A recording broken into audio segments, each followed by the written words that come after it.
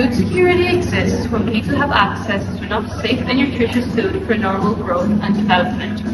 You have to know what you're eating these days and where it comes from.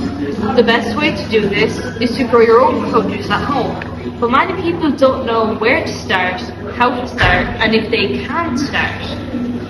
330,632 people in Ireland live in estates. This causes them to think they don't have enough room in order to grow their own produce. We think otherwise. In this podcast, we will be interviewing two individuals from County Waterford in Ireland, Lanigan and Kamila Jackiewicz. Kamila lives in a rural area of Legg with an acre or more of land, and she has more room to grow her own produce, whereas Michelle only lives in the state and only grows with how much ever space she can get.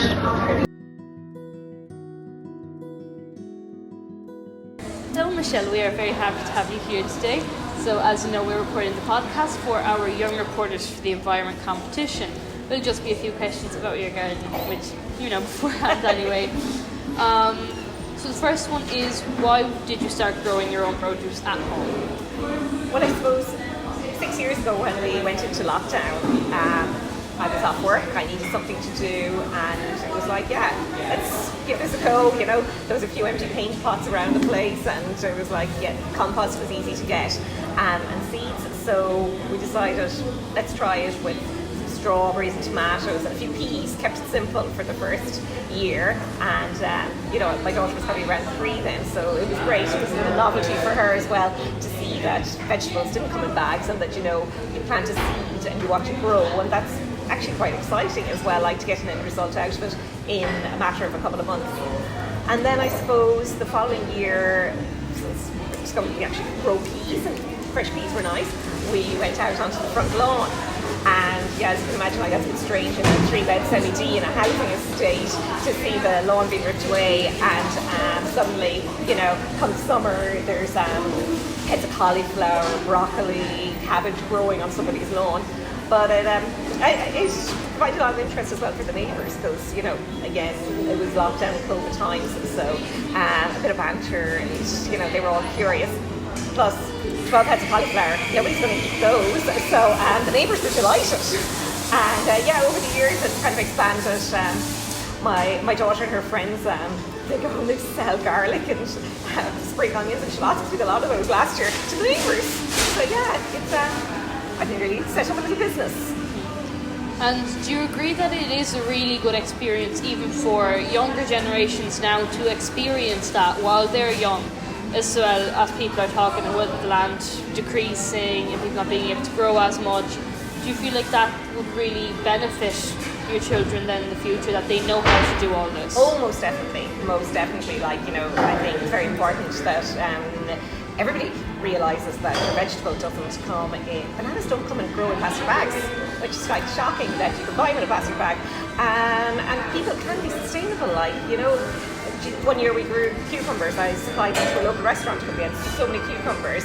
And again, you can pickle them. Like, there are ways of preserving your vegetables. Freeze them.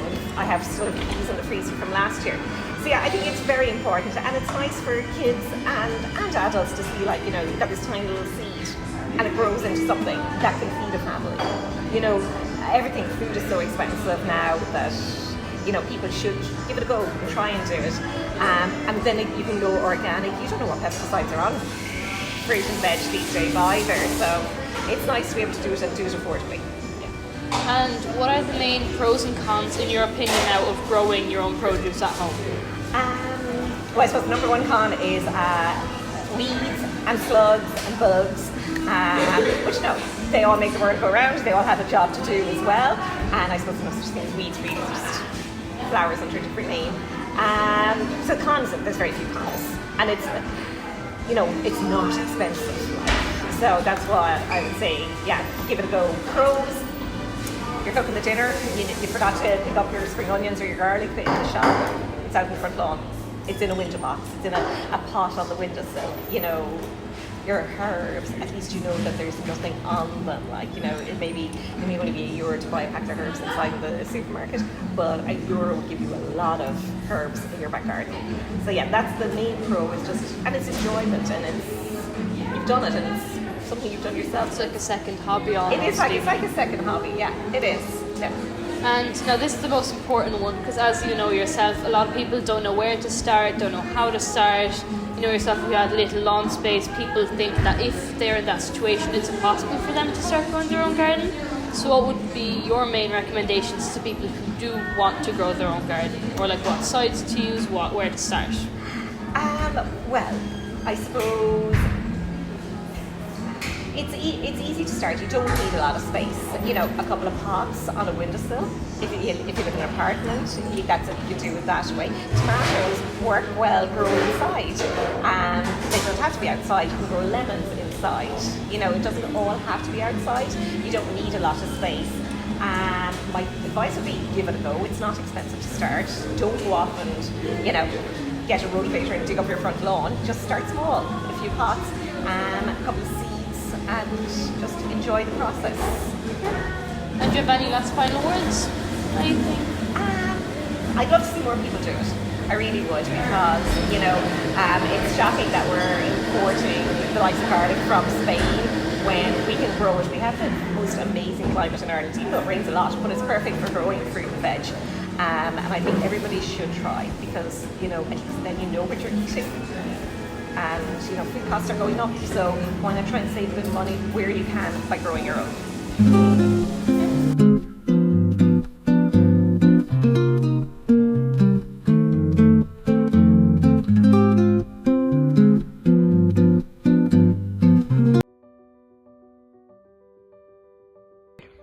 Welcome, Kamila, and thank you for meeting us here today. As you know, I will ask you a few short questions for our podcast for the Young Reporters for the Environment competition. Would you like to start now? Yes, please. So, first question. Why did you start growing your own produce? I started growing my own food because I want fresh and healthy food for my family. I like knowing exactly what we are eating and where it's come from. I also really enjoy gardening, and it relaxes me and makes me really happy. What are the pros and cons of growing your own produce? I think the best thing is the taste. And homegrown vegetables are way better taste than you buying them from the shops. But there are challenges too. The weather in Ireland can be so difficult, and sometimes pests can destroy plants. And also you need time and patience to grow your own veg. Like our garden is big. We have 2 greenhouses. One is 6 meters and the other is 4 meters. The small one is mostly for tomatoes, and we're growing them in the bags, and I noticed that that way is the best and the most easy for us, for our family. Outside the garden we also grow veg in the raised beds, and we grow potato in old tires. Last year we did that first time, and we got really great harvest after that. And lastly, what is your advice for someone who wants to start growing their own garden but doesn't know how or where to start? Okay, my advice is to just start it, even with the small space. You don't need a big garden as we have it. What matters is the passions and learn step by step. I'm still learning myself every year. Like I write down my mistakes and try to do them better at the next seasons. Like our family and like myself, we also try to be more self-official. We make our own jams and pickles, some juices from what we're growing. It's a lot of work, but it's worth it.